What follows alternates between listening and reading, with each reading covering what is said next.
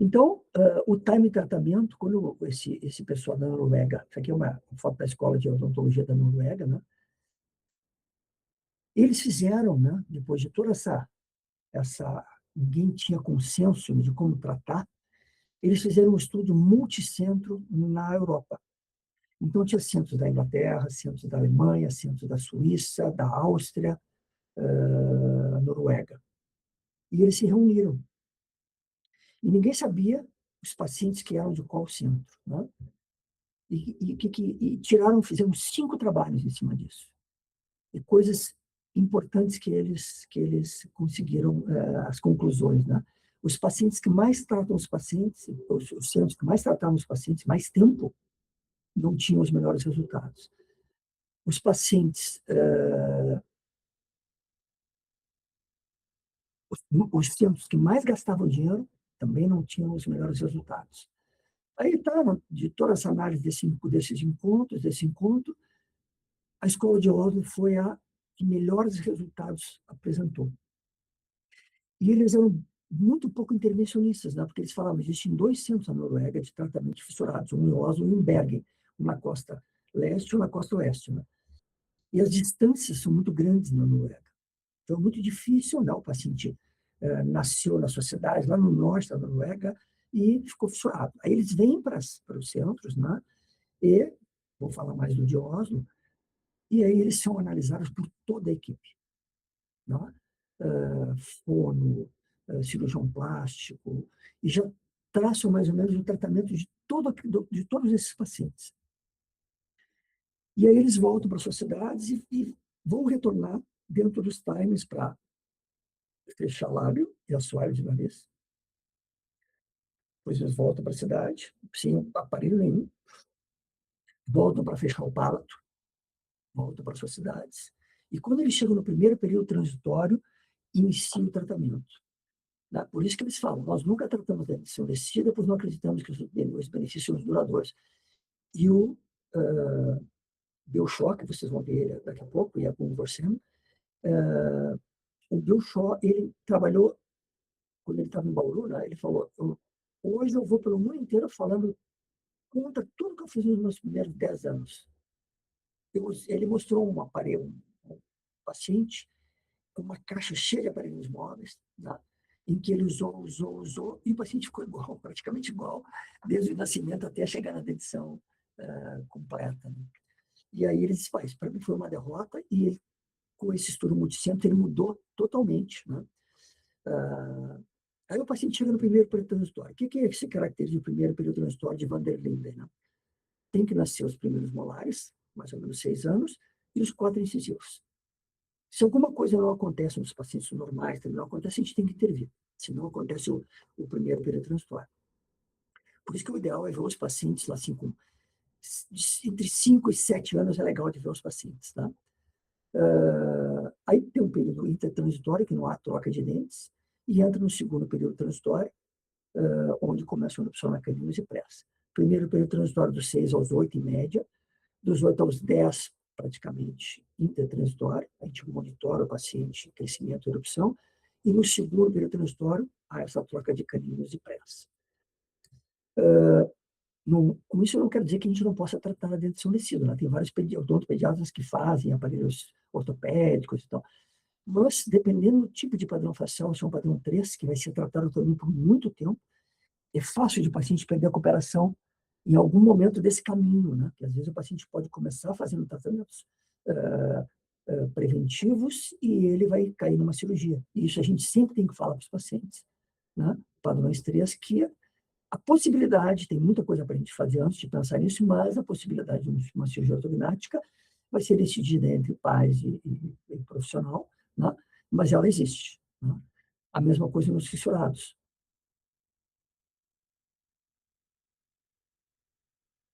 Então, é esse aqui, ó. Esse é o Bill Shaw e a Gunvor Sen. Aí eles casaram, depois se encontraram nesse estúdio, né, e casaram. E esse cara é uma referência mundial, ele trabalhou na Organização Mundial de Saúde, e recebeu a comanda do presidente da Ordem Britânica. Eu tive a oportunidade de conviver com os dois, e o cirurgião plástico de Oslo por uma semana.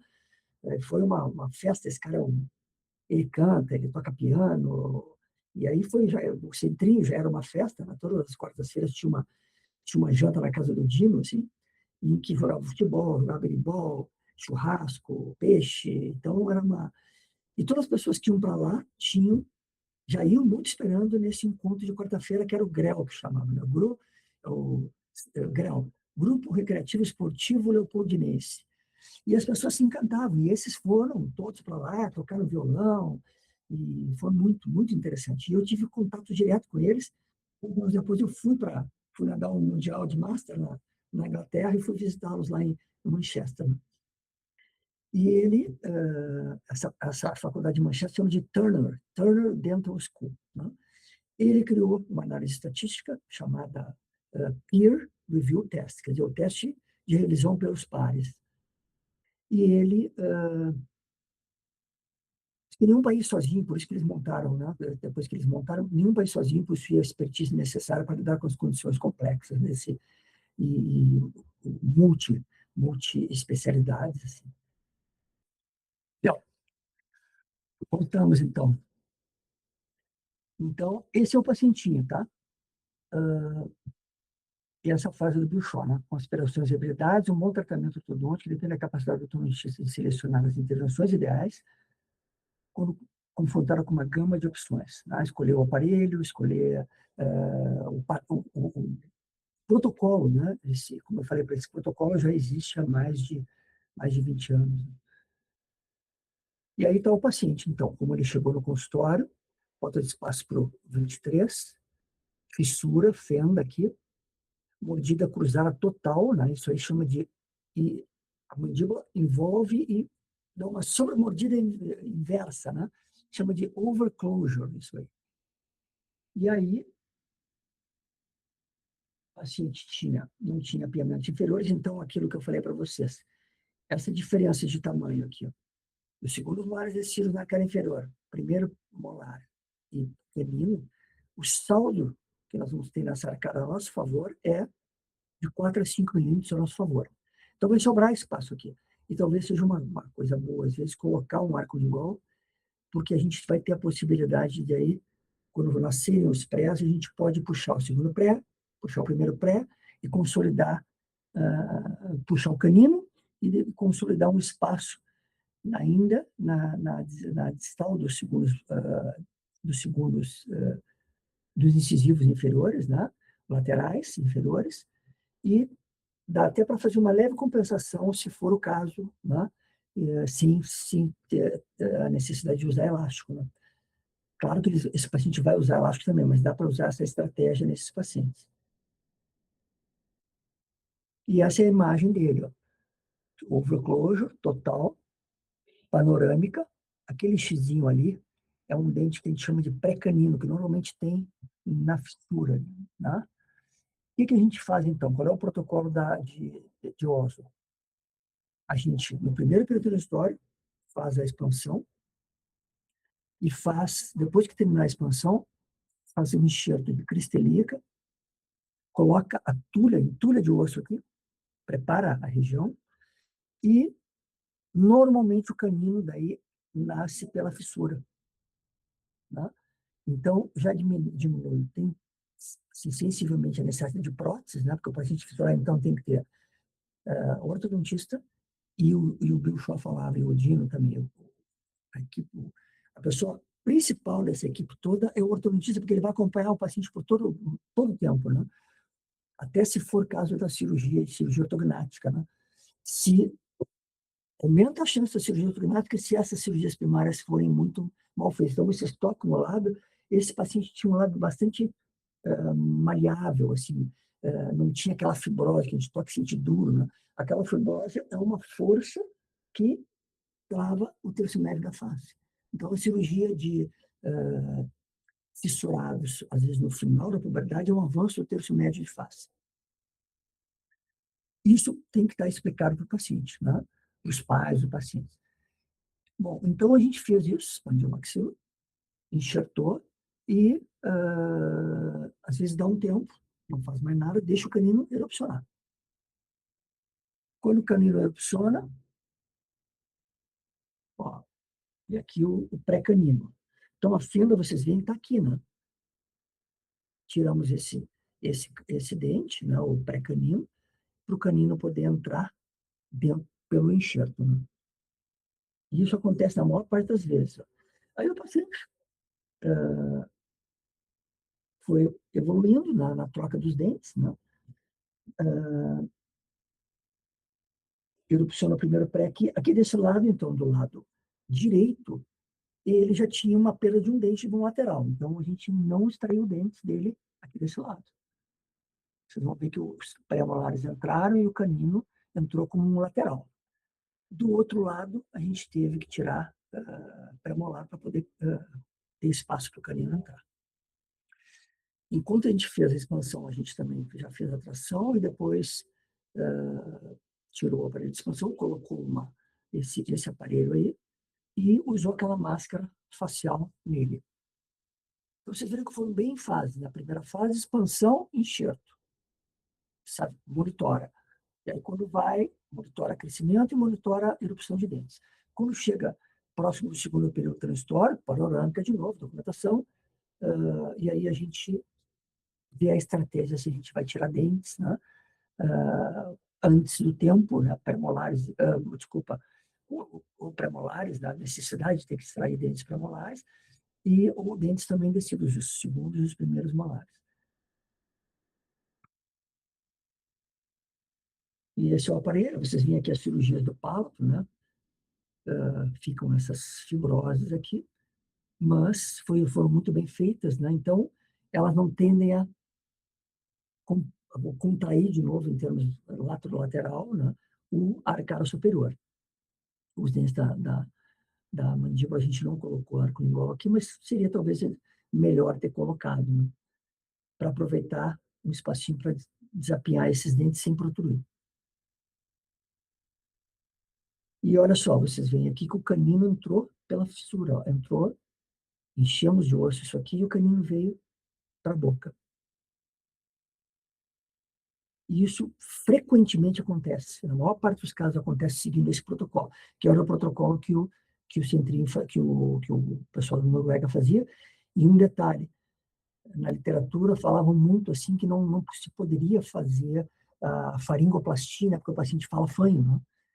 Não poderia fazer porque travaria o crescimento da maxila. E a escola de Oslo já fazia isso de rotina, né, para o paciente já chegar nos anos escolares com uma dicção melhor. Né? E não teve influência nenhuma nos trabalhos que eles fizeram em termos de prejudicar o crescimento posterior da maxila.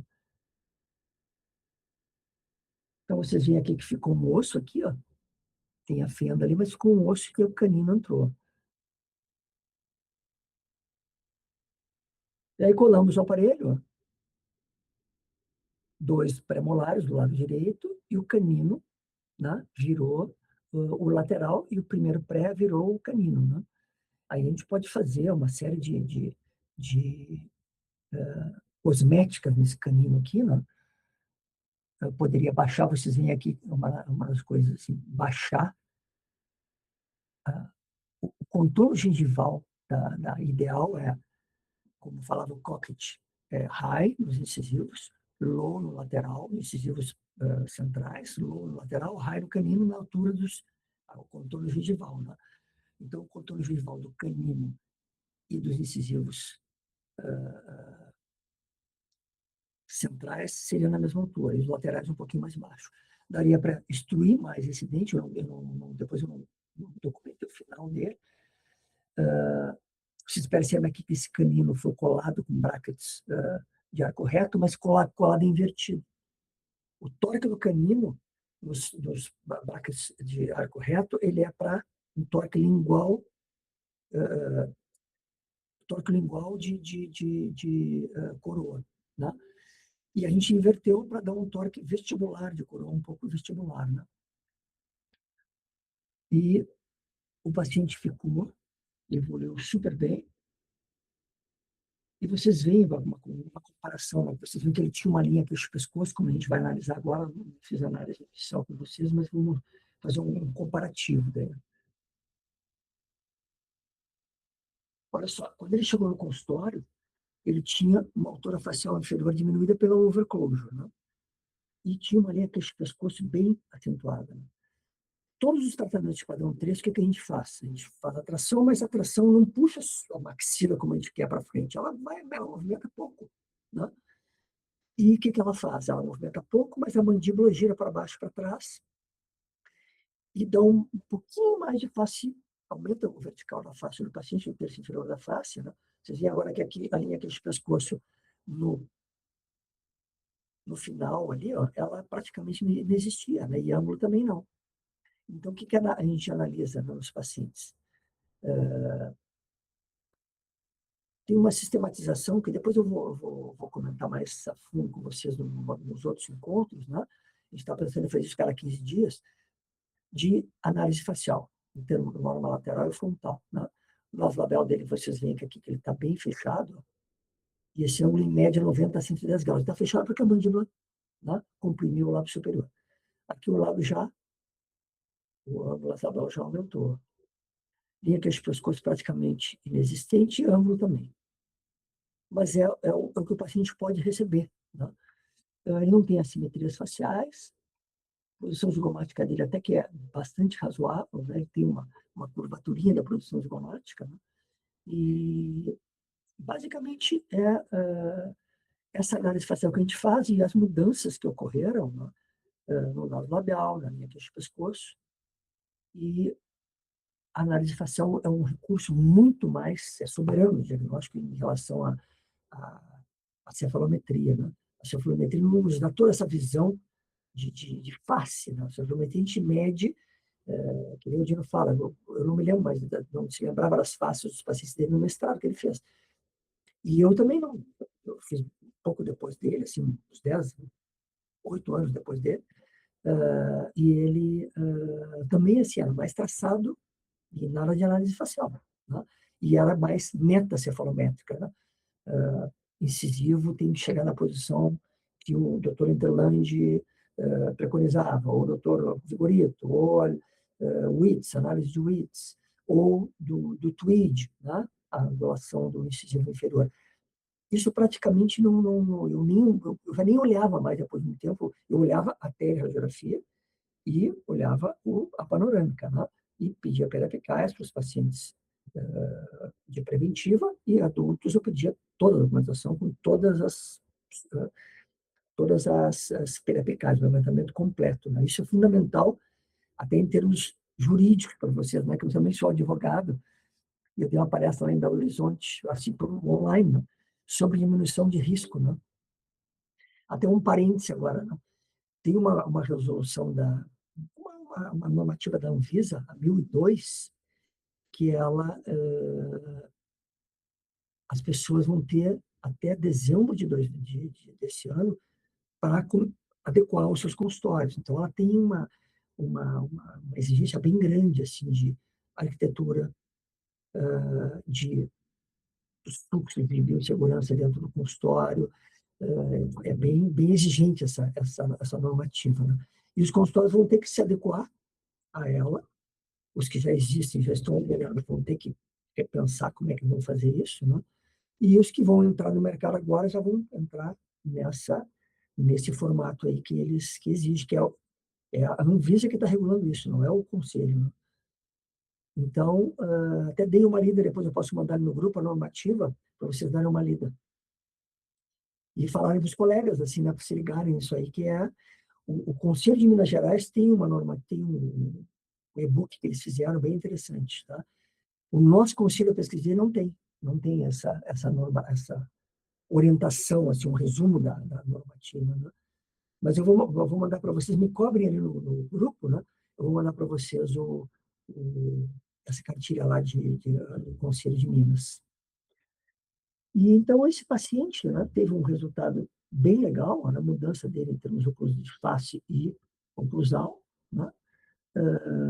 Terminou em classe 1 de canino no lado superior esquerdo e classe 2 de molar, e no superior direito também classe 2 de molar e classe 1 de canino, mas o canino vai ser o pré, que dá para dar uma cosmética nele, e esse canino superior a gente pode tirar a pontinha, a incisal dele, né? e poder baixar ele um pouco mais e desgastar a palatina um pouco, né? Não seria interessante, nos pacientes que não são fissurados, a gente coloca os caninos, a gente faz uma cosmética de diminuir a largura média distal do canino, né?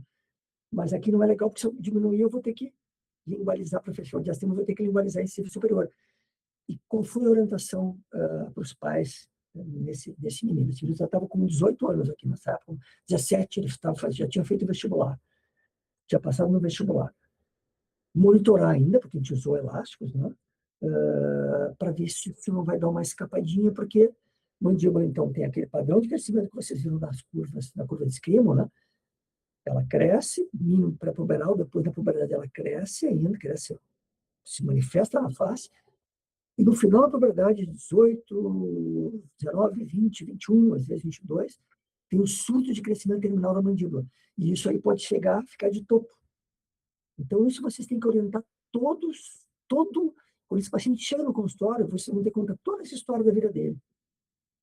Ninguém gosta muito de atender fissurado. Eu comecei a atender fissurado, assim, não atendi de rotina, né? Mas eu atendi bastante no consultório. De pessoas que poderiam pagar, né? Do próprio bolso, ir no otorrino, fazer uma prótese, né? Então, eu atendi alguns. Um deles teve que ir para a cirurgia ortognática, de avanço em terço médio, e mais ou menos é isso que eu tinha para falar para vocês hoje. E fazer um paralelo com o paciente não fissurado, né? Eu gosto, lembrando também assim, eu gosto de tratar com o paciente começando no opcional incisivo central, esses padrões 3 de não fissurados, né? Por quê? Porque em 91 eu tive um congresso americano e assisti uma palestra do McNamara que foi bem impactante para mim também. Alguns eventos que eu assisti ao longo da minha vida foram bem impactantes, fora a, a convivência que eu tive com o pessoal de Paulo, com o Dino, né? Esse do McNamara foi bem impactante. O que ele fez? Ele mostrou um caso de padrão 2, em que ele começou a tratar quase assim com um Bionato na dentição, no final da dentição descida, colocou um Frankel, são 2 aparelhos funcionais, expandiu maxila, tração reversa, montagem de aparelho, desculpa, tração era padrão 2, extrabucal, montagem de aparelho fixo, e tratou o paciente ficou ótimo, mostrou toda a evolução do caso do paciente, o paciente ficou ótimo, só que eu demorei 7 anos para tratar esse paciente. E isso, para mim, é uma derrota. E aí ele também falava que ele gostava de, se vocês pegarem o paciente no primeiro período transitório, independente de qualquer maloclusão que vocês tenham na dentição decídua,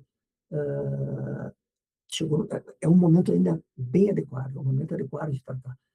Alguns ortopediatras fazem, então, como eu falei para vocês, aparelhos ortopédicos, bem planas, né? E não tem problema fazer, né?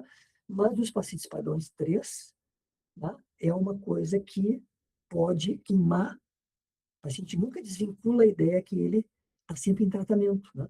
E quando realmente ele precisar de tratamento mesmo, ele já está cansado de usar aparelho, né? Então, tratar em fases dos pacientes, em 2 fases, né, dos pacientes, em todos os padrões, né? Eu já mostrei um paciente padrão, primeiro encontro nós tivemos um paciente padrão 3, adolescente, e fiz aquele exercício de se a gente tivesse tratado esse paciente preventivamente, né? Hoje a gente falou isso aí já usando vamos dizer assim, corroborando esse tratamento em fase, né? Que se nos fissurados a gente faz isso, por que a gente não faz nos normais também, nos pacientes não fissurados? Aí eu queria falar mais ainda nos outros padrões, tá? Apresentar um aparelho miofuncional para vocês, nos padrões 2, sem apiamentos, depois um paciente preventivo face longa, desde o primeiro período consultório, um face longa cirúrgico, de repente, e o que a gente poderia ter feito nele, ele seria cirúrgico, mas o que a gente poderia ter feito no paciente, né? A gente teve que extrair dentes, fazer cirurgia ortognática, 2, expansão de maxila e depois anteroposterior e vertical, e um paciente de face curta, assim, com perda de laterais, não tinha as laterais na genesia, Então, a gente vai ter um caminho ainda, mais uns encontros aí. Aí, divulguem lá, se vocês acharem que valeu a pena, divulguem para os seus contatos aí para a gente ir aumentando ali o quórum do grupo. E acho que até o final do mês eu coloco no Hotmart um curso online de 5 módulos, tá? É tudo online, tá? Aí eu vou mostrar diagnóstico, depois eu vou falar de bem clínico, né? Diagnóstico, depois, segundo módulo, tratamento de pacientes padrão 1, padrão 2, padrão 3, face longa e face curta juntos. Então, são 5 módulos. E aí também a gente vai ter um outro curso que é de 8 módulos daí, né? A gente vai retomar essas 5 aulas que vão estar na Hotmart, e mais 3 aulas, onde uma delas o Cláudio vai falar, o Saquete vai falar sobre cirurgia ortognática, né? Ele é uns caras que eu conheço assim, que está bem atualizado, né? Que o cirurgião que opera lá em Caxias é o Cassano, né? E é uma referência mundial esse Cassano, né?